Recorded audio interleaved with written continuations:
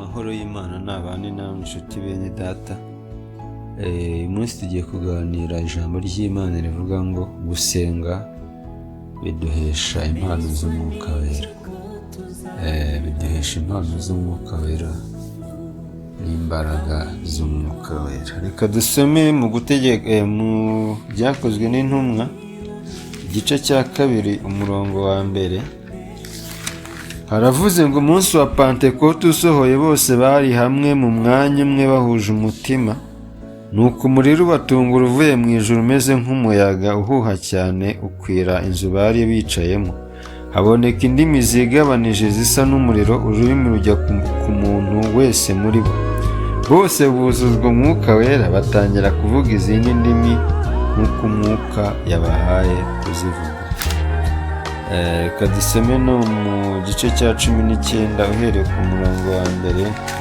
Arabanga Apolo ari i Korinto, Pawulo anyura mu bihugu byo haruguru asohora muri Efeso, asanga abigishwa bamwe arababwira ati, mwahawe umwuka wera mutangiye kwizera? Barasubiza bati, ntabwo twari twumva yuko umwuka wera yaje.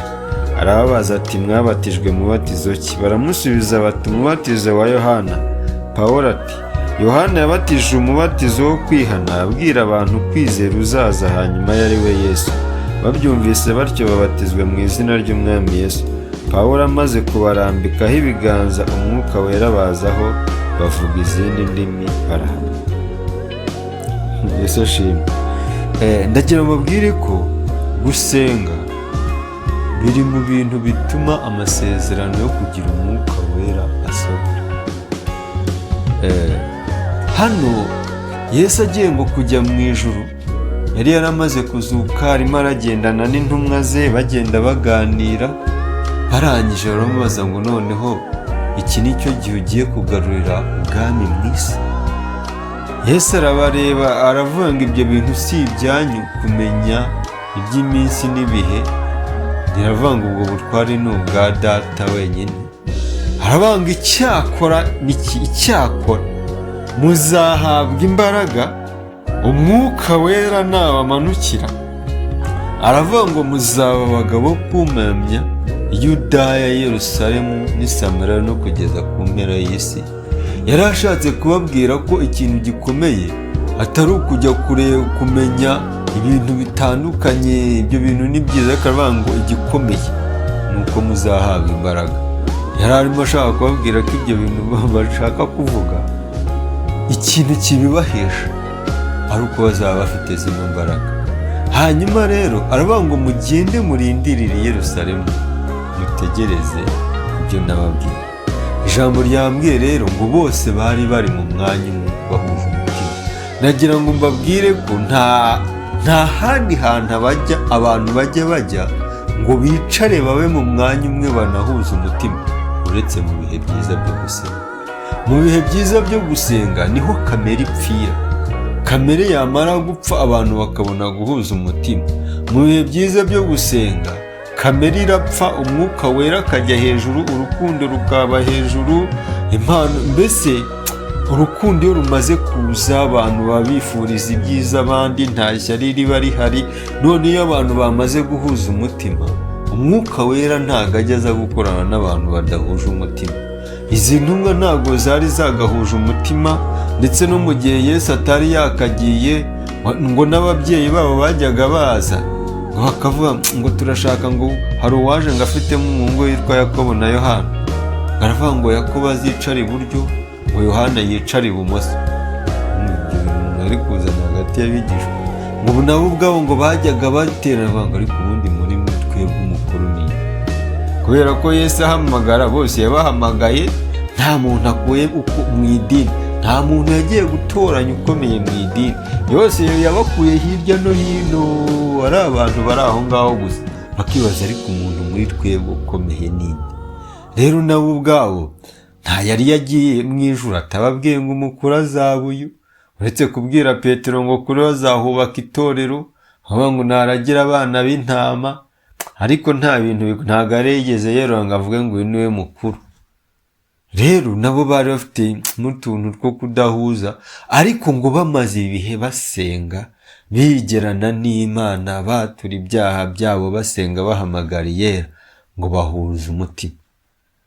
Hanyuma ngo bamaze guhuza umutima, ngo umuriro ubamanukira umeze nk'umuyaga, ngo imbaraga z'Imana ziraza, ngo buri muntu wese ururimi rumujyaho rumeze nk'umuriro, ngo barangije batangira kuvuga mu ndimi nshya, buzurizwa amasezerano. Ndi kuvuga ko mu bihe byiza byo gusenga, mu bihe byiza byo kwegerana n'Imana, niho amasezerano yacu ajya asohora, ariko irya mbere rusohora ni iryo kuzura imbaraga z'Umwuka Wera, kuko izi mbaraga nizo ziduhindura abagabo nyabagabo. Nayo babwire ko mbere y'uko Yesu aza amafaranga yahozeho, abagore n'abagabo bahozeho, nta kintu kitahozeho, nta kintu gishya Yesu yazanye. Ikintu gishya Yesu yazanye ni agakiza, ibindi byose byahozeho. Hanyuma rero ikintu Yesu aduha, Umwuka Wera aduha, ni ukuba abagabo nyabagabo bo kumuhamya. Kuko abagabo nyabagabo bo guhamya Yesu ntabwo byaturuka inaha kandi uri kwigisha ubwami butari ubw'inaha. Impamvu uhabwa Umwuka Wera kugira ngo uhamye iby'ubwami bw'Imana, ni uko ubwami bw'Imana ntabwo buri muri twe, ahubwo buva ku Mana butuzamo. Rero umwuka, kamere y'Imana niyiza muri twebwe ikaduhindura abagabo nyabagabo bo guhamya iby'ubwami.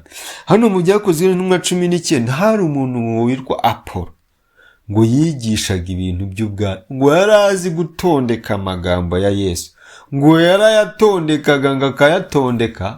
Ariko igihe Pawulo yageraga muri Efeso amusanzeyo, ngo amusangana n'abandi bigishwa, ngo arababaza ngo mwabatijwe uwuhe mubatizo. Yarabanje arabareba aranabumva, yumva ibintu bavuga, aravuga abantu barasa n'abavuga neza, ariko yumva hari ikintu babura. Arababaza mwabatijwe mubatizo ki? Aravuga ngo twabatijwe uwa Yohana. Aravuga ngo twabatijwe, kuko muravuga ngo nabatijwe muri Yorodani, undi ngo kugaha, mbese imibatizo bavuga umubatizo ngo wo mu mazi. Aravuga rero Yohana yabatije umubatizo ababwira ngo mwihane, ariko mutere intambwe mwizere Yesu Kristo uzaza.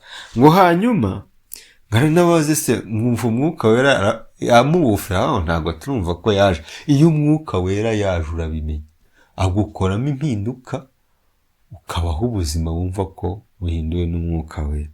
Hanyuma ngo babyumvise batyo babatizwa mu izina ry'Umwami. Ntabwo ari uko bongeye kubatizwa, ahubwo barizeye. Aravuga ngo Pawulo amaze kubarambikaho ibiganza Umwuka Wera baza bavuga izindi ndimi. Nta kindi Pawulo yakoze, yarabasengeye. Rero mu bihe byiza byo gusenga, abantu bimurwa. Aba bantu bari bari mu cyiciro cy'iyo ngiyo batazi iby'Umwuka Wera ari byo, ariko amaze kubarambikaho ibiganza muri bino bihe byiza byo gusenga, ngo Umwuka Wera yabajeho bavuga izindi ndimi barahanura. Rero ndi kuvuga ko mu bihe byiza byo gusenga dusohorezwa amasezerano, ariko isezerano rikuru ni iryo kuzura Umwuka Wera, tukuzura imbaraga z'Umwuka Wera, impano zose z'Umwuka Wera zikagenda zituzaho, ariko zituzaho muri bino bihe byiza byo kugira gute, byo gusenga. Kubera ko ibihe byo gusenga bigutandukanya na kamere, bikakwegereza Imana. Reka dusenge. Wowe wifuzaga Umwuka Wera, wibaza ngo izi mpano z'Umwuka Wera zizava he, wibaza ngo bizagenda bite, nagira ngo nkubwire ko uyu Mwuka Wera nta hantu uzawucukura, nta hantu uzawurangura, nta kintu kizawuguhesha, uretse kuba mu bihe byiza byo gusenga, ukegerana n'Imana, ugasenga ukiyiriza ubusa, hanyuma iyi Mana nawe izagurira isezerano, Umwuka Wera mu bandi. Ndagira ngo mbwire ko umuntu udafite Umwuka Wera nta nubwo azajya mu ijuru. Kuko buriya Umwuka Wera niwe uzajyana abantu mu ijuru, kuko Yesu yabwiye Nikodemo aravuga ngo umuntu utarabyawe n'amazi ntabyarwe n'Umwuka, uwo ntabwo azagera mu ijuru. Abantu rero bafite uyu Mwuka Wera w'Imana, ndagira ngo mbwire ko Umwuka Wera ni kamere y'Imana, ni kamere y'Imana izigatura muri wowe. Rero iyo udafite kamere y'Imana muri wowe, nta nubwo wazabana nayo. Abantu babana n'Imana mu isi ni nabo bazabana nayo mu ijuru. Reka dusengane, wowe wifuza kuzuriza imbaraga z'umwuka wera, umwuka wera mukabana. Mana turagushimye, tuguhaye icyubahiro ko wandikishije iby'urukundo rwawe, ngo intumwa ziri mu bihe byiza zisenga zarujujwe. Pawulo ngo nawe arambitse hari ibiganza abantu baruzuzwa. Uyu mwene data nawe ushaka kuzuriza imbaraga, ushaka izi mbaraga z'umwuka wera ngo zibane nawe muri ubu buzima ashigaje mu isi, ndamwingingiye kugira ngo mwiyereke kandi Mana umushoboze kubaho mu bihe byiza byo gusenga kugira ngo abone izi mbaraga mu izina rya Yesu.